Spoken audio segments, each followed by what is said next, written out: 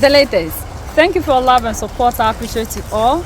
The President of Ghana, John Dramani Mahama, decided to visit our all-in-all, the Savior, the Protector, the Unifier, the Messiah, the King of Kings, the Savior, the most loved, General Assimi Goïta in Mali. You know, these two countries are neighbors and they have lived together for a very long time until one day something happened. There is an organization called ECOWAS that these nations were all under it. But one day, Mali decided that this organization that is supposed to be for the interest of the people is doing otherwise.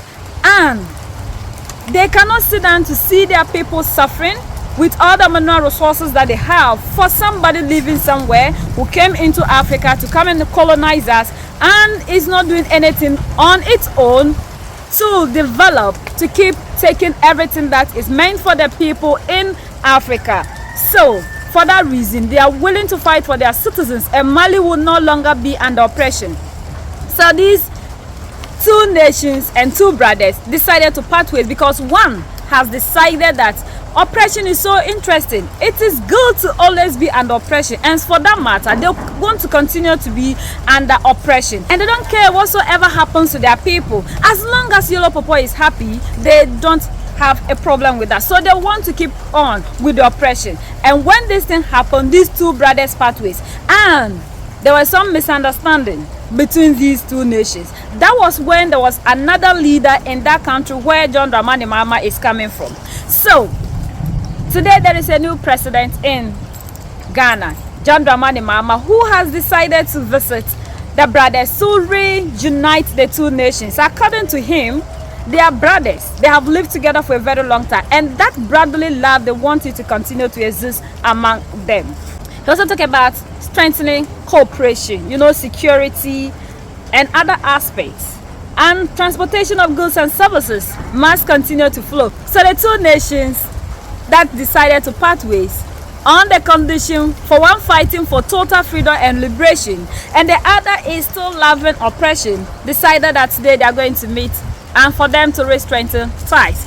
And we know that Alassane Ouattara, ECOWAS is trying to use John Dramani Mahama to bring back Mali, Niger, and Burkina Faso after they tried the Senegalese president, the last one of ECOWAS, Bassirou Diomaye Faye, and it didn't work out. So it's like now any new president that will come in ECOWAS, then ECOWAS will try to use that leader to bring back Mali, Niger, and Burkina Faso. And these people have made it clear that they don't want to continue to be under oppression. So he has been welcomed, given a very warm welcome in Mali.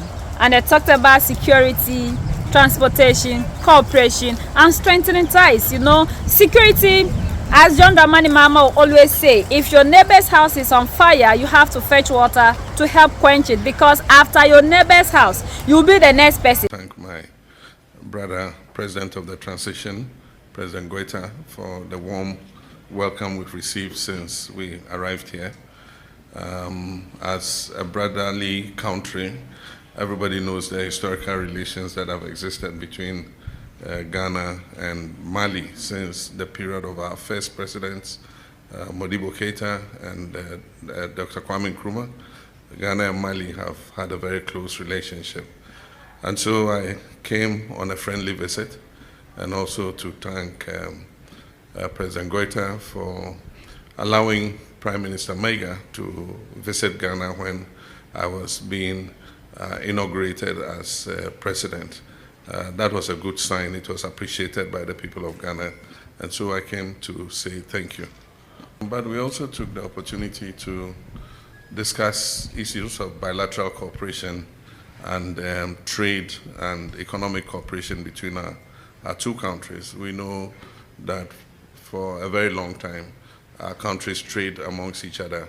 Our people travel freely amongst each other. There's a big Malian population living in Ghana.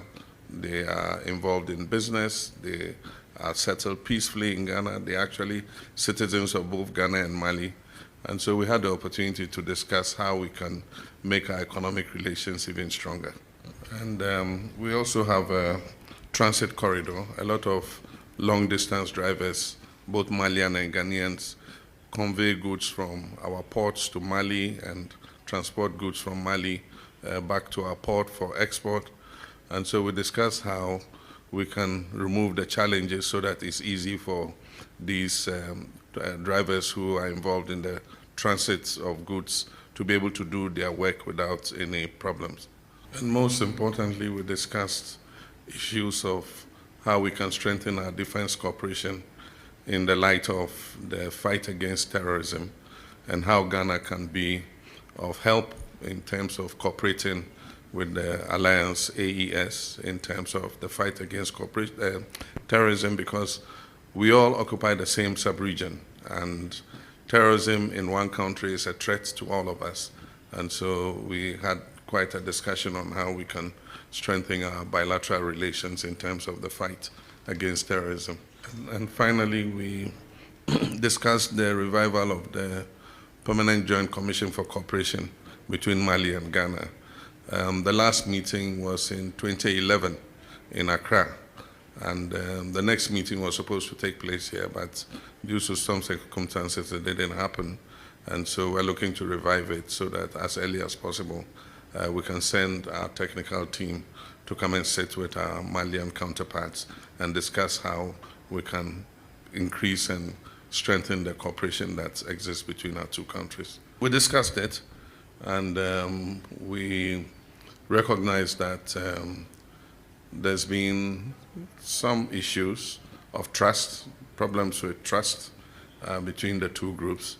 But at the same time, I think that we must establish mutual respect for each other. And I'm sure that if we're able to do that, we can continue to work together.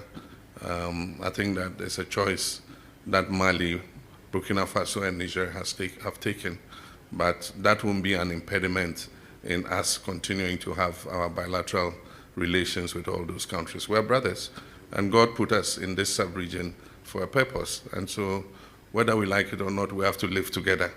And so I think that we must establish a mutual respect between the AES and ECOWAS. And I'm sure that if we're able to build on that respect and trust, should be able to work together.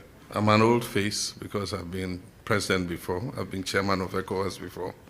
But again, I'm a new face because I was just elected.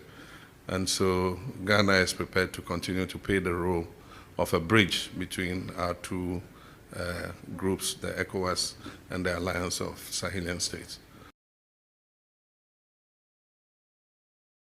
We know Yellow Papa is doing everything possible to cause the destabilization so that it will look like it's because they are no longer in Mali, Niger, and Burkina Faso. That is why they're having these insurgencies. But even when they were there, these insurgencies were still ongoing, because we know the reason to which these people are there. They are there because of the mineral resources and not for them to come and help us fight any insurgencies. So Ghana President John Dramani Mahama is trying everything possible to reunite the two nations, but we know that coming back to the gentleman club, as Julius Malema will always call it, it's not going to help ECOWAS, because if you are still loving oppression, Mali, Niger, and Burkina Faso made it clear to you that they don't want to belong to any organization that will not fight for the interests of the people, but rather the oppressor.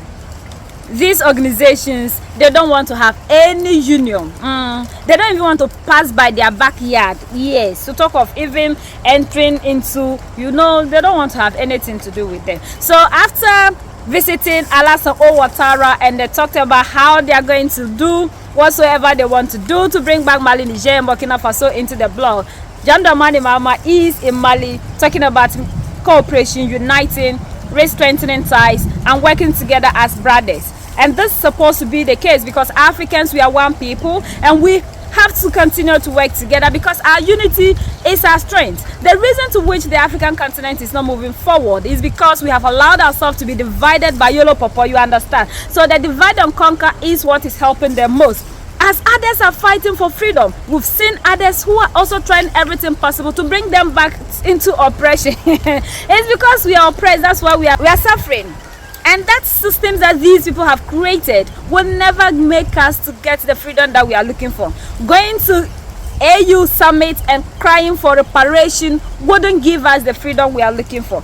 calling on the same people that are oppressing us to give us the freedom will not happen, like Captain Ibrahim Traore rightfully said. If truly we want freedom, we should be ready to fight for it. But the African is not ready for freedom, so that's why we don't understand the reason to which we should go out and be fighting. But Mali, Niger, and Burkina Faso really understand what freedom is all about, and they are doing everything possible to fight for freedom. And that is why we are seeing the weapon factories.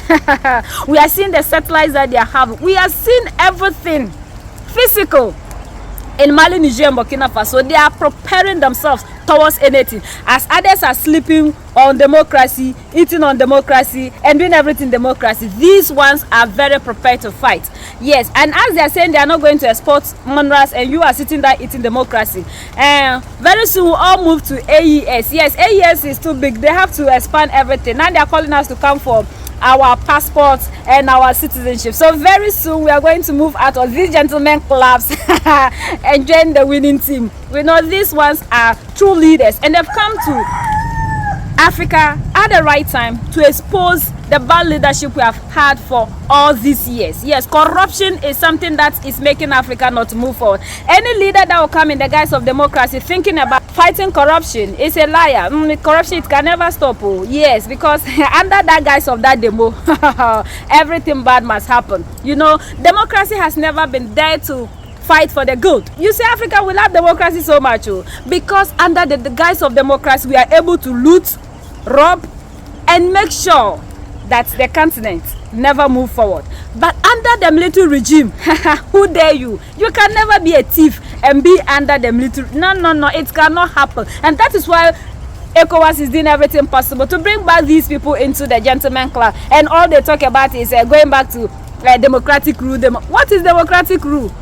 And what is constitutional rule? When the people have decided that they want these people to continue to rule them. So we are expecting that our other African leaders would team up with Mali, Niger, and Burkina Faso. And sometimes the reason to which they cannot be with them is because, you know, black and white can never live together. Now, it's not possible. When they meet, you see, there's going to be some kind of... So these people need to be pure. They need to be white to be able to join Mali, Niger, and Burkina Faso. As these people are doing everything possible to rob the citizens, Mali, Niger, and Burkina Faso leaders are doing everything possible to safeguard everything that belongs to the citizens and give it back to the citizens to make life beautiful for the citizens.